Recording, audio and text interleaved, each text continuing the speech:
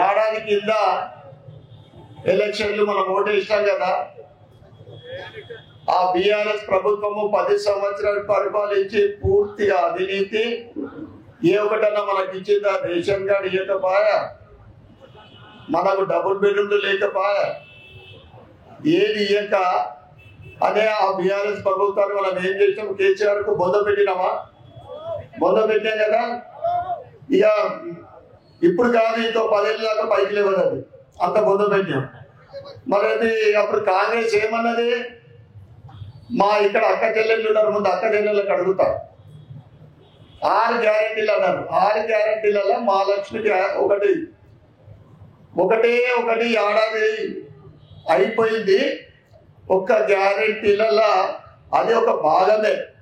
మహాలక్ష్మి స్కీమ్లా మా అక్క చెల్లెళ్లకు ఉచిత బస్సు ప్రయాణం.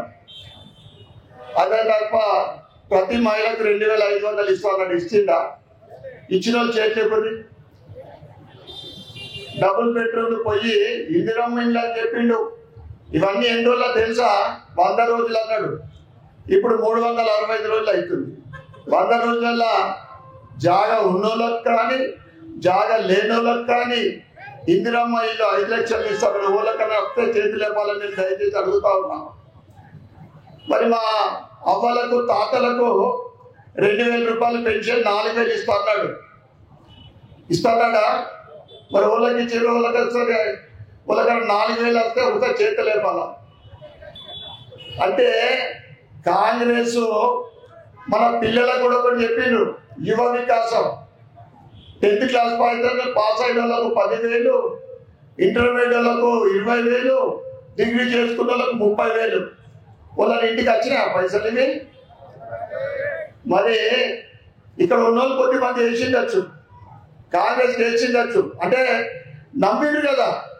మేము 100 రోజులలో 3 నెలల లోపల ఇందిరమ్మ ఇల్లు ఇస్తాము, 2500 ప్రతి మహిళకి ఇస్తాము. ఇప్పుడు 200 యూనిట్లు ఫ్రీ అంటారు. అందరికి వస్తున్నాయా? అంటే అరకొర అంతే కదా. 500 రూపాయల సిలిండర్లు అందరికి వస్తున్నాయా? మరి ఏమమ్మాయమ్మా ఇది? ఆడు దోసుకున్నాడని ఆయన బొద్ద పెడితే అంతకన్నా మించి ఈయన వెళ్ళిండు. ఆయననేమో నియంతృత్వ పరిపాలన, అవినీతి పరిపాలన చేసి 10 సంవత్సరాలలో 10 సంవత్సరాల తర్వాత ఉత్సవాలు చేసుకున్నాడు. మనం చూసినాం. బీఆర్ఎస్ ప్రభుత్వం 10 సంవత్సరాల పరిపాలన ఆ ఉత్సవాలు ఆయన చేసుకుంటే ఈ కాంగ్రెస్ ఏడాది అంతకన్నా ఖర్చు పెడతా ఉంది, ఉత్సవాలు చేసుకుంటా ఉంది. ఏం వెలగబెట్టిందని వీళ్ళు ఉత్సవాలు చేసుకుంటున్నారు? ఎవరికి ఏమి ఇచ్చిందని? మా మహిళలకు దోకా చేసిండ్రు, మా యువకులకు దోకా చేసిండ్రు, రైతులకు రుణమాఫీ అని చెప్పి ఒక్కరోజు ముందు పోయిన సంవత్సరము డిసెంబర్ 9 సోనియమ్మ జన్మదినం నాడు రైతులకు రుణమాఫీ చేస్తా అని చెప్పి ఇప్పటిదాకా పూర్తిగా కాలే. 33% అయింది. రైతు కూలీలకు కౌలుదారులకు ఇస్తున్న 15,000 12,000 దిక్కు లేకపోయా. మరి ఎందుకు కోట్ల రూపాయలు ఖర్చు పెట్టి 28 రోజులు ఉత్సవాలు చేసుకుంటా ఉన్నారు? అదేవిధంగా ఎస్సీ ఎస్టీ అంబేద్కర్ పేరు మీద మేము 12 లక్షల రూపాయలు ఇస్తున్నాడు. వాళ్ళకి నచ్చినాయని నేను అడుగుతా ఉన్నా. మరి రైతులకు దోక చేసే, మహిళలకు దోక చేసే, యువకులకు, ఎస్సీ ఎస్టీలకు, ఓబీసీలకు 42% రిజర్వేషన్ కల్పిస్తా అని చెప్పిండు. ఇప్పటిదాకా అది లేకపోయి మా ఓబీసీ సోదరులు ఇంకా ఎదురు చూస్తూ ఉన్నారు. నేను మొన్న ఏం చేసిన అంటే 3వ తారీఖు నాడు గెలిచిన సంతోషంగా కాదు, ఎమ్మెల్యేగా మీ అందరూ అరిచేతో గెలిచిన సంతోషం ఒకవైపు ఉంటే, ఈ సంవత్సరం లోపల రాష్ట్ర ప్రభుత్వం నుంచి ₹1 కూడా రాలేదు. మన నిజామాబాద్ అర్బన్ కు ₹1 రాలేదన్న బాధ ఇంకొక వైపు. నేను గెలిచినప్పటి నుంచి ముఖ్యమంత్రికి లెటర్లు ఇచ్చిన, మన ఇన్ఛార్జ్ మినిస్టర్ ఏదైతే జూపల్లి కృష్ణారావు గారికి అనేక సార్లు లెటర్ ఇచ్చిన, అరే ఏమైనా స్పెషల్ ఫండ్ ఇవ్వండి, ఏదన్నా అభివృద్ధి కోసం సహకారం చేయండి. నా ఎమ్మెల్యే ఫండ్ సిడిపి ఫండ్ అంటారు, ఏడాది ₹1 దిక్కు లేదు. అదే తీర్చ పెట్టేసాయి, ఇచ్చుడైతే పక్కన పెట్టేయు. కాంగ్రెస్ గవర్నమెంట్ వచ్చినాక మన నిజామాబాద్ ఉమ్మడి జిల్లాలకు 325 కోట్ల స్పెషల్ ఫండ్ శాంక్షన్ అయింది టఫ్ ఐటీసీ ఫండ్ కింద మున్సిపల్ ద్వారా ప్రతి డివిజన్ కు ₹1 కోటి ఫండ్ 60 కోట్లు 62 కోట్లు 100 కోట్లు ఈ 3 టఫ్ ఐటీసీ ఫండ్లు అవి క్యాన్సల్ చేసిండ్రు 325 కోట్ల స్పెషల్ ఫండ్ క్యాన్సల్ 325 కోట్ల స్పెషల్ ఫండ్ క్యాన్సల్ ఇచ్చిందేం లేదు వచ్చేటి అన్ని ఆపేసిండ్రు ఇది కాంగ్రెస్ ప్రభుత్వ పరిపాలన మరి 26 రోజుల 28 రోజుల ఉత్సవాలు చేసుకుంటున్నారని నేను ముఖ్యమంత్రి గారికి బహిరంగ లేఖ రాసి రిజిస్టర్ పోస్ట్ చేసిన సమాధానం ఇవ్వమని చెప్పిన దేనికి అంటే రైతుల గురించి మహిళల గురించి ఇక మా సోదరుడు చెప్పిండు మీరందరూ కూడా ఇవాళ సోషల్ మీడియా వాట్సాప్లు చూస్తూ ఉంటాం కేసీఆర్ ఏమన్నాడు మా అక్క చెల్లెళ్ళు మీరు కష్టపడి మీ అమ్మాయి పెళ్లి చేసిండ్రు మీకు ఈ నెలనే ₹1,00,000 వస్తాయి మళ్ళా నెల నుంచి మా ప్రభుత్వం వస్తుంది ₹1,00,000 పాటు తులం బంగారం ఇస్తానని ఇచ్చిండా అన్నాడా లేదా మరి ఇవన్నీ కూడా మర్చిపోయి కోట్ల రూపాయలు ఖర్చు పెట్టి 28 రోజు ఉత్సవాలట సిగ్గు చెరం ఉండాలని మేము అడుగుతా ఉన్నాం ఎందుకంటే నేను ప్రశ్నలు సంధించిన జవాబు ఇవ్వమని చెప్పి ఇంతవరకు జవాబు లేదు కానీ ఏమైతుంది తెలుసా ఇక్కడున్న కాంగ్రెస్ వాళ్ళు వాళ్ళ చెడ్డీలు తడుస్తూ ఉన్నాయి మనమ్మ అడిగిన ప్రశ్నలకు జవాబు ఇవ్వని చెప్పిన జవాబు లేదు ఇక్కడ ఉన్న గుండె కొట్టుకుంటా ఉన్నది ఎందుకంటే ఏ ఒక్క హామీ కూడా అమలు చేయని ఈ కాంగ్రెస్ ప్రభుత్వము అందరికి దోకా చేసి అధికారమే పరమానదిగా అధికారం కోసమే అబద్ధాలు చెప్పి ఈరోజు అవినీతి చేస్తూ ఉంది ఇవాళ సివిల్ సప్లై స్కాము ఉస్కే స్కాము రియల్ ఎస్టేట్ దగ్గర డబ్బులు తీసుకున్నాడు ఇక పాపం కాంట్రాక్టర్ల గత అయితే ఆ దేవుడికి ఎరుక ఒక కాంట్రాక్టర్ ఏడాదిన్నర కింద వచ్చే పైసల కోసము కమిషన్ల మయమైపోయింది 10 నుంచి 8 నుంచి 12% వరకు కమిషన్లు ఇస్తేనే పాపము అడుక్కునాల్సిన పరిస్థితి కాంట్రాక్టర్లకు ఏడాది కింద పనిచేసిన దానికి నేను ముఖ్యమంత్రి రేవంత్ రెడ్డి గారికి అడుగుతా ఉన్నా ఈ చిల్లర మల్ల రాజకీయ నాయకులు కాంగ్రెస్ వాళ్ళ గురించి కాదు నేను పట్టించుకునేది నీకు దమ్ము ధైర్యం ఉంటే నీవు కానీ ఇక్కడ ఉన్న ఇన్ఛార్జ్ మినిస్టర్ జూపల్లి గారికి నేను సవాల్ విసురుతా ఉన్నా నిజంగా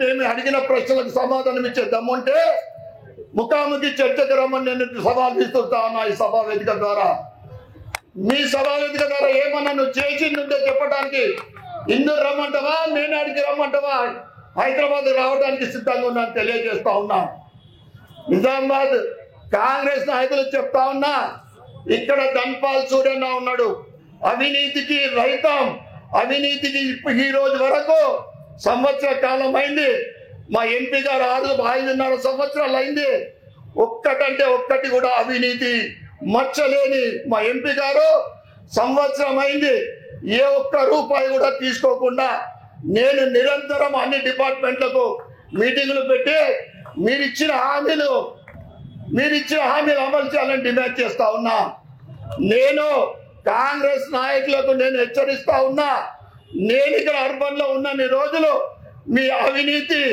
అవినీతి దండలు సాగని అని మీ అందరు కూడా నేను హెచ్చరిస్తా ఉన్నా అభివృద్ధి నా లక్ష్యం ఏదైతే నేను మేనిఫెస్టోలో నేను చెప్పినో దానికి కట్టుబడి ఉన్నా ఈ రాష్ట్ర ప్రభుత్వం గురించి మేము చూస్తా ఉన్నాము లేదా అంటే కేంద్రంలో నరేంద్ర మోడీ గారి ప్రభుత్వం ఉంది అక్కడి నుంచి తప్పకుండా నిజామాబాద్ నగరాన్ని స్మార్ట్ సిటీగా తీసుకురావడమే నా లక్ష్యం అని మీ అందరు కూడా నేను తెలియజేస్తా ఉన్నా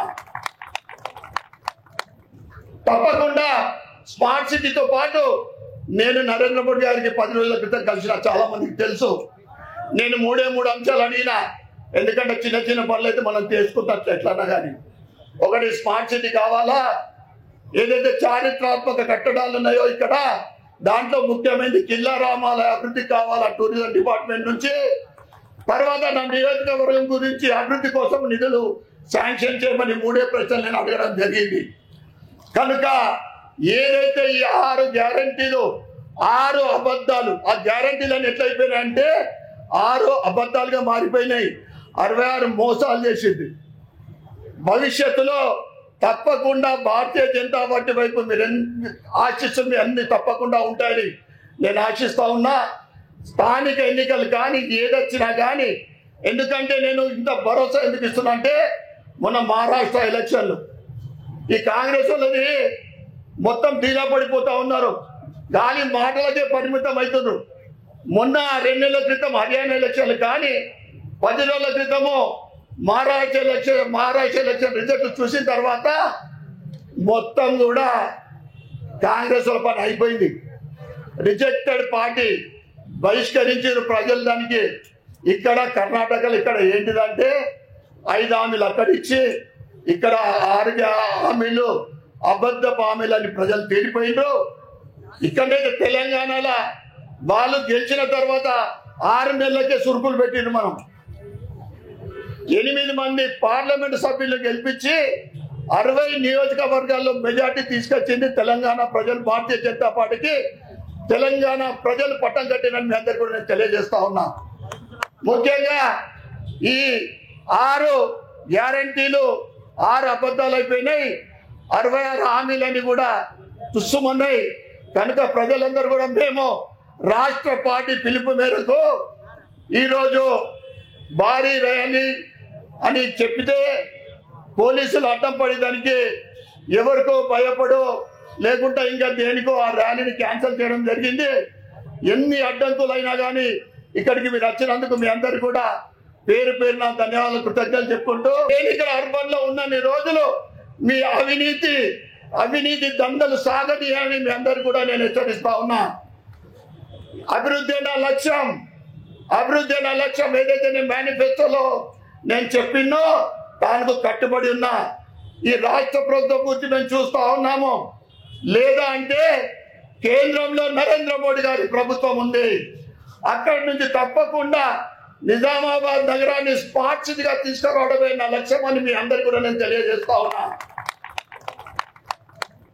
తప్పకుండా స్మార్ట్ సిటీతో పాటు నేను నరేంద్ర మోడీ గారికి 10 రోజుల క్రితం కలిసిన, చాలా మందికి తెలుసు.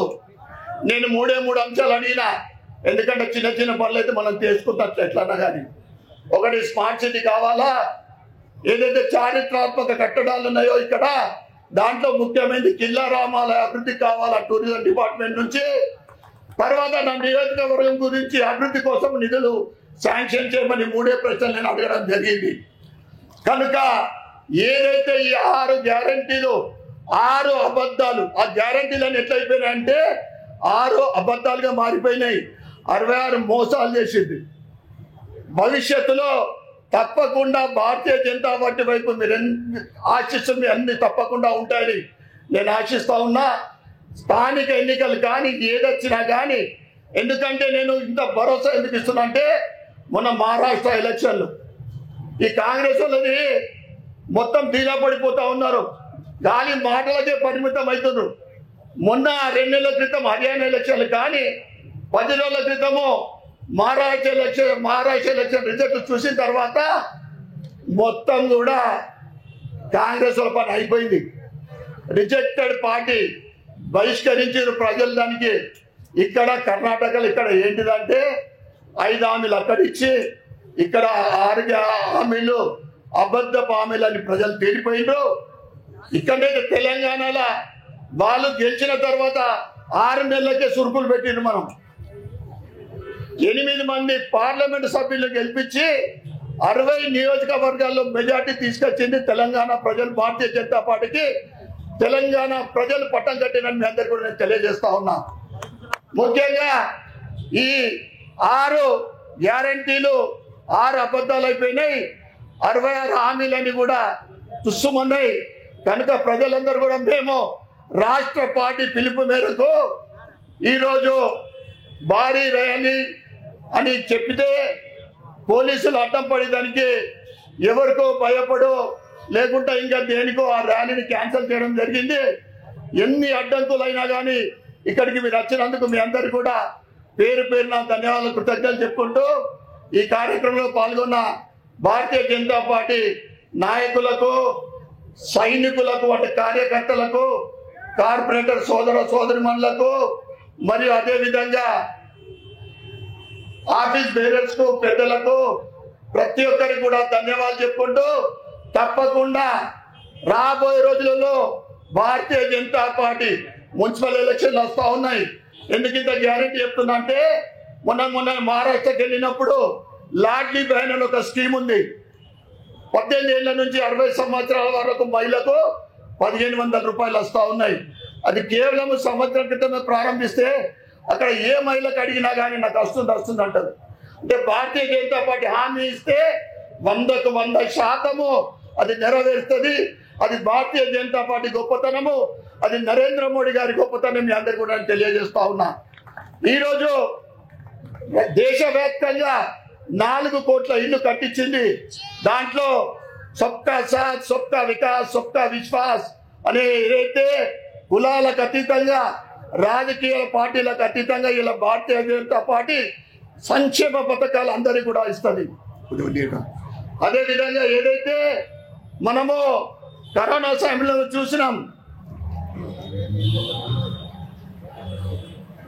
కరోనా 2019 వచ్చినప్పుడు ప్రజలు ఏమైపోతారో అనే ఆలోచన ఉన్నప్పుడు మొట్టమొదటిగా వ్యాక్సిన్ తయారు చేసి ఫ్రీగా ఇచ్చిన దేశం ఏదంటే కేవలం భారతదేశాన్ని మీ అందరు కూడా తెలియజేస్తా ఉన్నా. దాంతోపాటు అనేక పేద దేశాలకు కూడా వ్యాక్సిన్ ఫ్రీగా ఇచ్చిన ఘనత మనకు. అప్పటి నుంచి ఇప్పటిదాకా రాబోయే 5 ఏళ్ల వరకు కూడా మనకు రేషన్ ఫ్రీ వస్తుందా లేదా? రేషన్ ఫ్రీ పైసలు ఇస్తున్నారా? ఇది ముస్లింలు కానీ ముస్లిం మహిళలకు కానీ ఏ పార్టీ వాళ్ళకైనా వస్తున్నాయా లేవా? ఇక్కడ వీళ్ళు కాంగ్రెస్ వాళ్ళు కమిటీలు వేస్తారు, అన్ని కూడా వాళ్ళ పేపర్లే. ఇది కమిటీలు కేవలము ఒక కమిషన్ల కోసమో కార్యకర్తల కోసమో పనిచేస్తుంది కాంగ్రెస్ పార్టీ కానీ బీఆర్ఎస్ పార్టీ. కానీ దేశం కోసం ధర్మం కోసం పనిచేసే పార్టీ, ప్రజల సంక్షేమమే ముఖ్యంగా, ప్రజల అభివృద్ధి దేశ అభివృద్ధి ముఖ్యంగా పనిచేసే పార్టీ భారతీయ జనతా పార్టీ. మీ అందరికి కూడా తెలియజేస్తా ఉన్నా. భారతీయ జనతా పార్టీ ఎజెండాలు 2 ఉంటాయి. ఒకటి హిందుత్వం ఎజెండా. హిందుత్వం అంటే హిందుత్వం గురించి మాట్లాడే దమ్ము ధైర్యమైన పార్టీకి ఉందా అని నేను అడుగుతా ఉన్నా సభాముఖంగా. ఆ తర్వాత జాతీయవాదం. భారతీయ జనతా పార్టీ నాయకులకు కానీ కార్యకర్తలకు కానీ దేశం ముఖ్యం, ఆ తర్వాత పార్టీ, ఆ తర్వాతనే కుటుంబం. కానీ ఇతర పార్టీలకు కుటుంబమే ముఖ్యం. ఇలా బీఆర్ఎస్ కు కేటీఆర్ తర్వాత కొడుకు. ఈ విధంగా కాంగ్రెస్ అయితే మనం చూస్తా ఉన్నాం, స్వతంత్రం వచ్చినప్పటి నుండి ఒకే పార్టీ ఆధ్వర్యంలో కాంగ్రెస్ నడుస్తూ ఉంది. కానీ భారతీయ జనతా పార్టీ అది కాదు, దేశం కొంచెం పనిచేస్తున్న పార్టీ భారతీయ జనతా పార్టీ. కనుక ఏదైతే రాబోయే రోజులలో మీ అందరి ఆశీస్సులు ఉండాలని తెలియజేస్తూ మరి ఒక్కసారి ఈ కాంగ్రెస్ నాయకులు హెచ్చరిస్తా ఉన్నా, మీకు దమ్ము ధైర్యము ఉంటే మీరు ఇచ్చిన హామీలు నెరవేర్చండి, ప్రజలకు ఇచ్చిన హామీలు నెరవేర్చి వాళ్లకు సేవ చేయండి. మీ అందరికి తెలియజేస్తూ ఈ కార్యక్రమంలో ఇంత విజయవంతం చేసిన ప్రతి ఒక్కరికి, కార్యక్రమంలో పాల్గొన్న ప్రతి ఒక్కరికి కూడా ధన్యవాదాలు చెప్పుకుంటూ భారత్ మాతా కీ జై శ్రీరామ్, వందే వందే. మరిన్ని వీడియోస్ కోసం ఛానల్ ని సబ్స్క్రైబ్ చేయండి. లేటెస్ట్ అప్డేట్స్ కోసం వాట్సాప్ ఛానల్ ని ఫాలో అవ్వండి. అండ్ లింక్ డిస్క్రిప్షన్ లో ఉంది.